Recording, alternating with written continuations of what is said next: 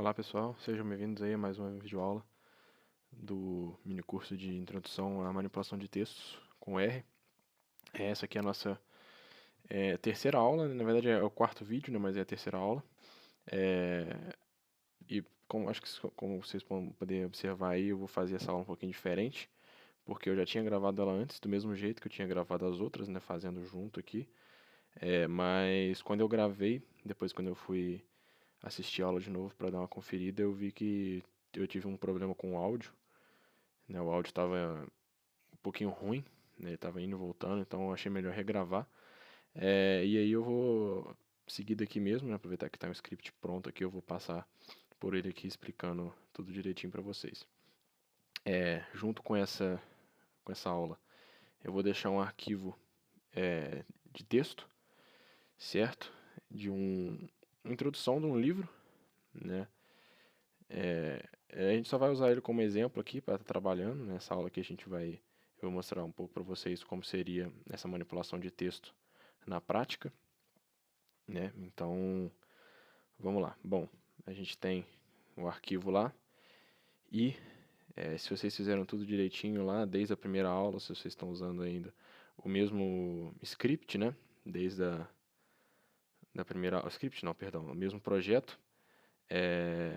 Ou, de qualquer forma, mesmo se não for, vocês vão ver aqui que a gente tem um diretório aqui em cima do console, certo? E se a gente abrir ele, vocês podem ver, eu estou aqui com ele aqui, ó.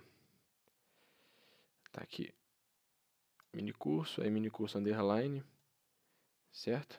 Então aqui eu estou na pasta minicurso underline, e dentro dessa pasta minicurso underline tem essa pasta data, que tem o arquivo. Então é justamente esse caminho que a gente precisa saber para colocar aqui nesse scan, né, para a gente tá passando aí para o R para ele poder escanear aí direitinho. A gente pode colocar também, eu vou mostrar para vocês como é que a gente pode fazer isso de uma forma manual, né? A gente coloca um argumento aqui que ele vai abrir uma janelinha aqui para a gente achar do documento, né? Mas se por algum acaso vocês quiserem fazer dessa maneira, é só vocês terem aqui o diretório que vocês estão usando, né? Onde é que está sendo salvo os arquivos que você está salvando aqui nesse projeto, nesse script, né? E a partir dele você saber o nome das pastas que está localizado aí o arquivo que você quer abrir.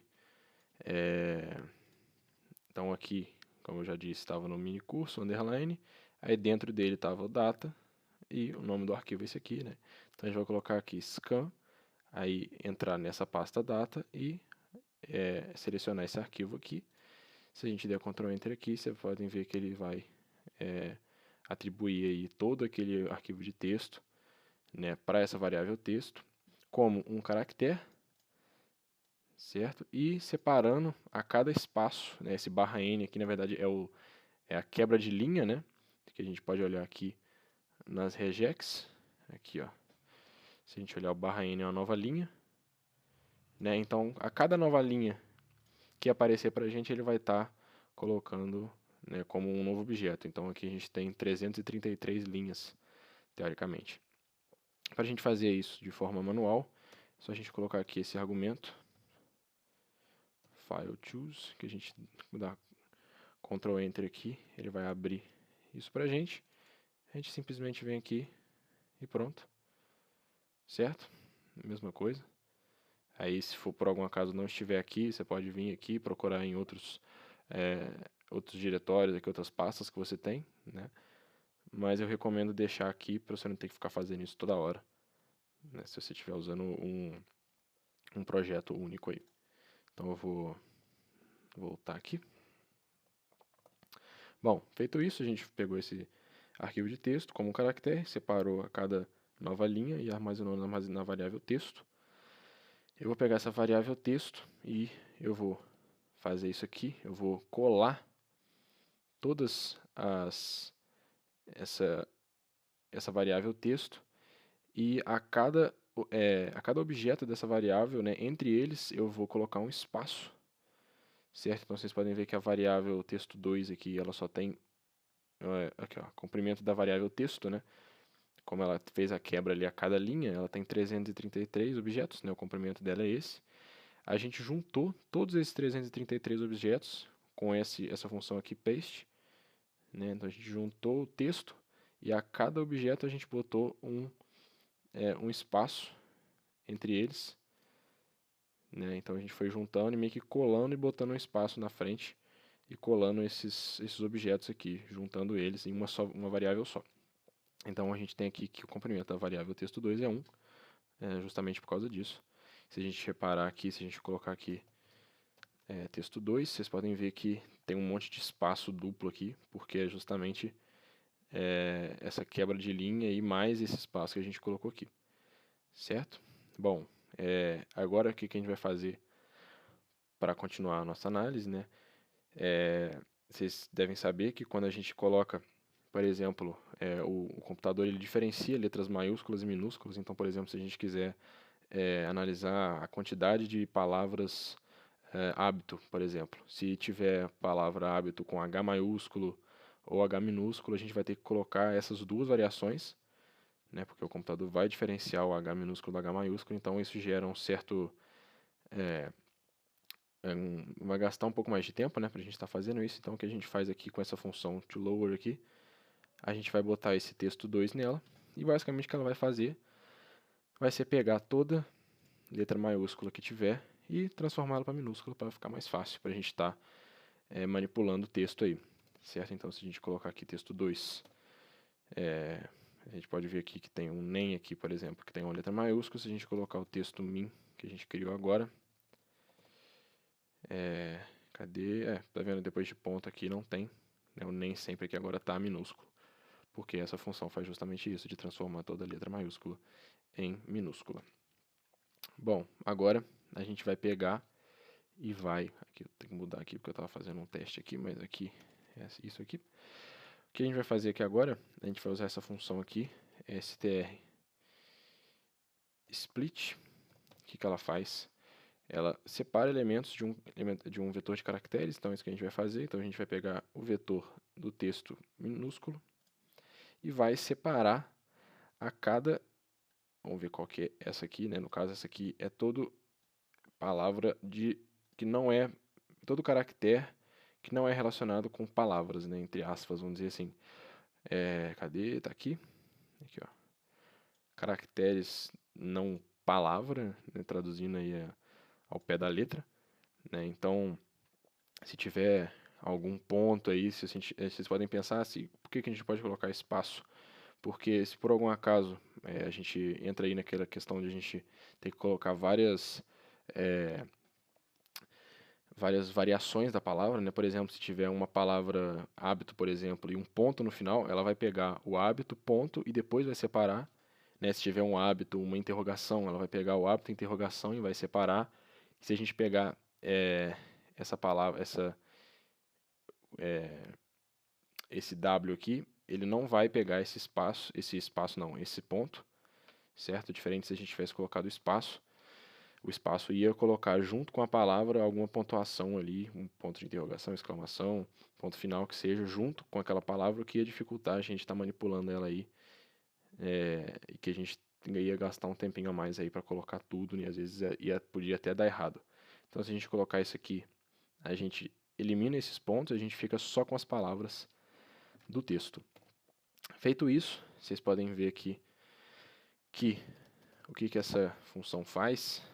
Ela pega todos esses pontos, né, que são caracteres não palavra, né, novamente aí, ao pé da letra, e tudo que é ponto, ele substitui por esse espaço vazio aqui, né? Então a gente tem aqui, vamos observar aqui qual que é o comprimento desse vetor. Na verdade aqui é uma lista, né? Então, mas a gente pode ver aqui que tem um pouco mais de 4.000 entradas, né? Sendo que existem vários espaços vazios aí que estão contando para isso. Então, se a gente quisesse fazer, por exemplo, a proporção de uma certa palavra, que a gente inclusive vai ver aqui, né? Iria afetar esse resultado.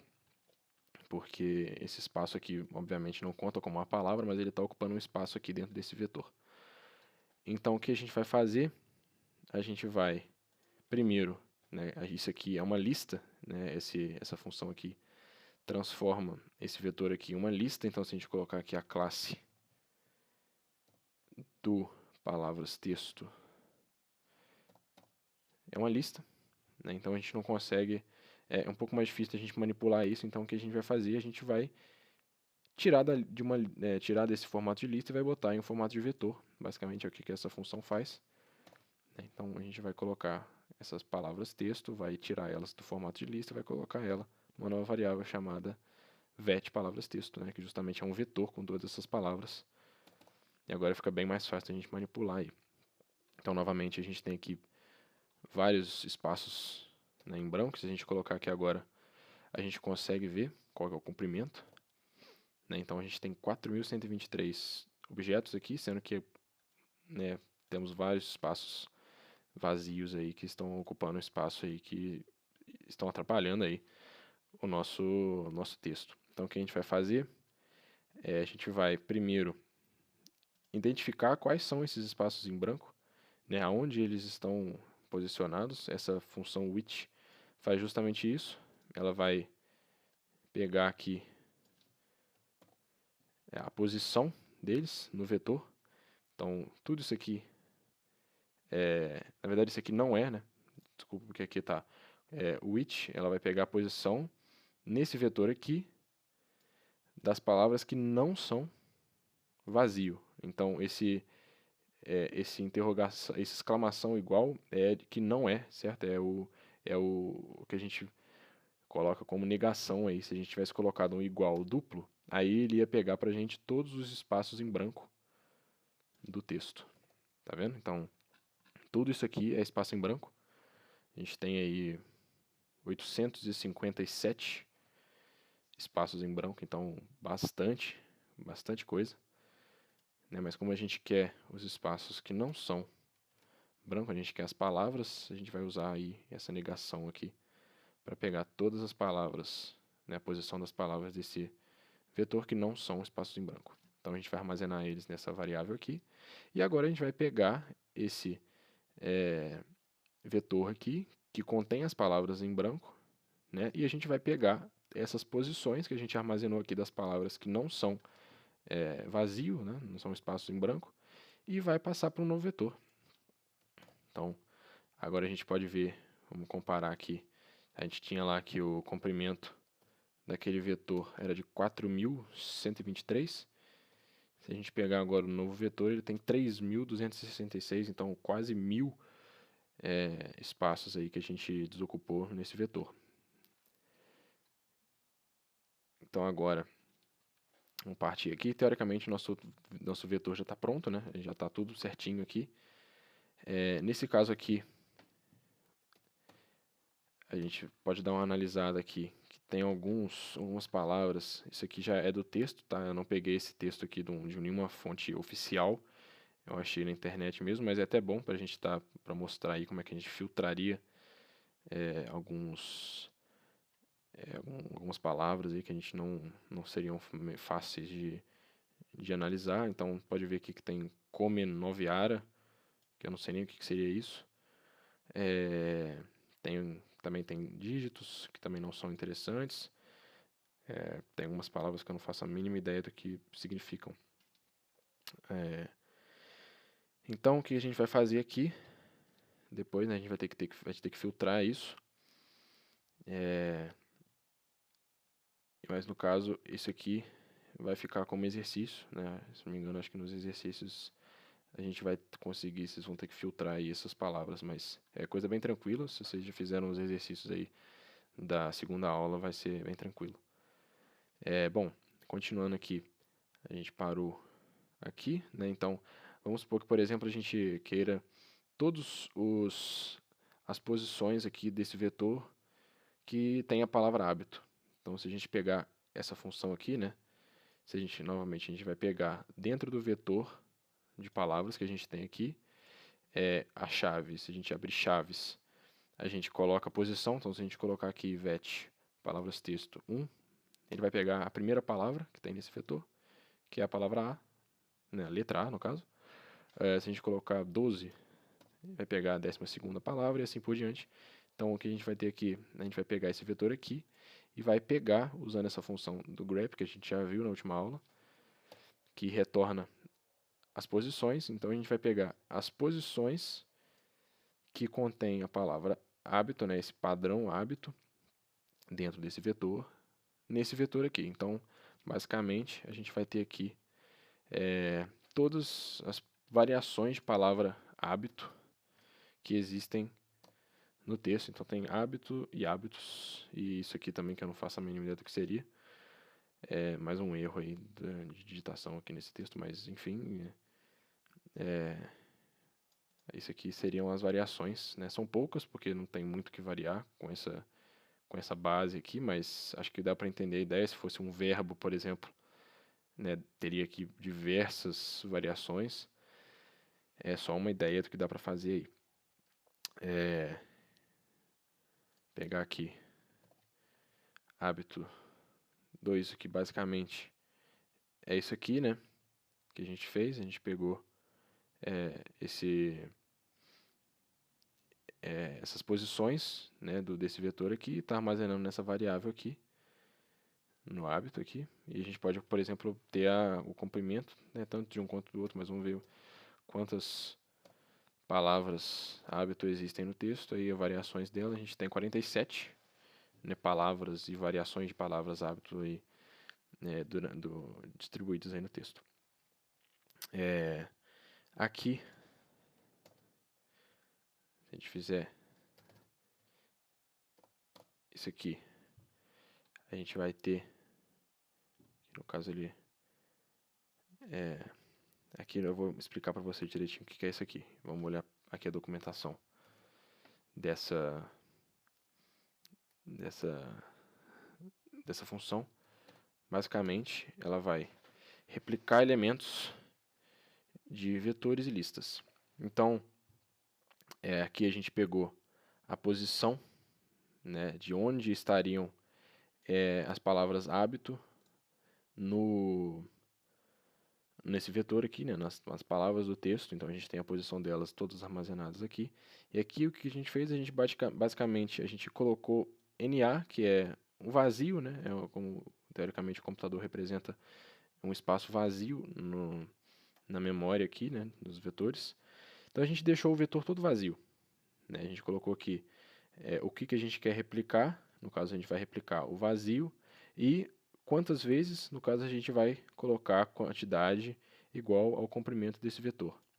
Vocês vão ver, já vão entender, ficar mais claro aqui por que a gente fez isso. Então, se a gente fizer isso aqui, a gente já tem aqui o vetor NA, NA, NA tudo vazio, né? E o que a gente vai fazer agora, a gente vai colocar nas posições correspondentes as palavras hábito, o número 1. Né? Então, se a gente colocar aqui de novo esse vetor abconte, toda vez que tiver, teoricamente, uma palavra hábito, né, que a gente já armazenou a posição delas ali, a gente vai colocar um 1 no lugar. Mas para que isso? Bom, isso aqui é um exemplinho do que a gente poderia fazer, né, se a gente estivesse fazendo uma análise aí. Se a gente fizer esse gráfico aqui, né, esse aqui é uma função de função gráfica, né, a gente vai usar aqui plot, o objeto que a gente vai plotar, que é esse vetor aqui, o tipo, que se eu não me engano esse H é histograma, vou até conferir aqui junto com vocês, mas a gente pode olhar aqui, esse aqui ó, tipo, aqui histograma, o limite dos eixos vai só de 0 a 1, e a gente não quer plotar o eixo Y, né, esse YAXT aqui é se a gente quer ou não plotar o eixo Y.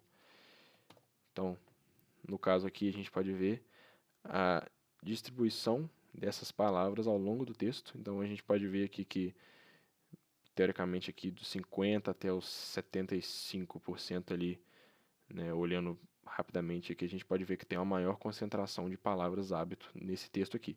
Então esse aqui é um exemplo que a gente poderia estar fazendo aí com esse tipo de manipulação, né?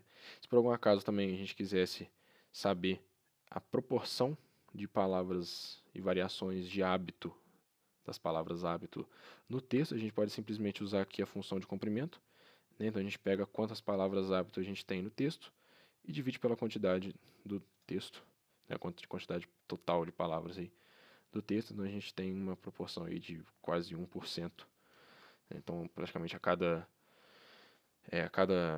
100 palavras, uma delas em 1,4 aí, delas, se não me engano, são variações da palavra hábito. E aqui,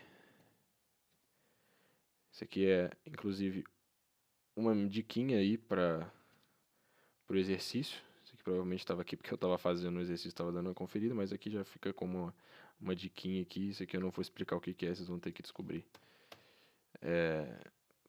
quando vocês forem fazer o exercício. Bom, era isso. Não sei se esse formato de aula ficou bom, acho que deu para explicar direitinho, né? Eu acho que eu não pulei nada, mas novamente aí, se vocês tiverem alguma dúvida, vocês podem estar mandando aí no Classroom, ou por e-mail também, se vocês preferirem, que eu vou tentar responder vocês aí o mais rápido possível.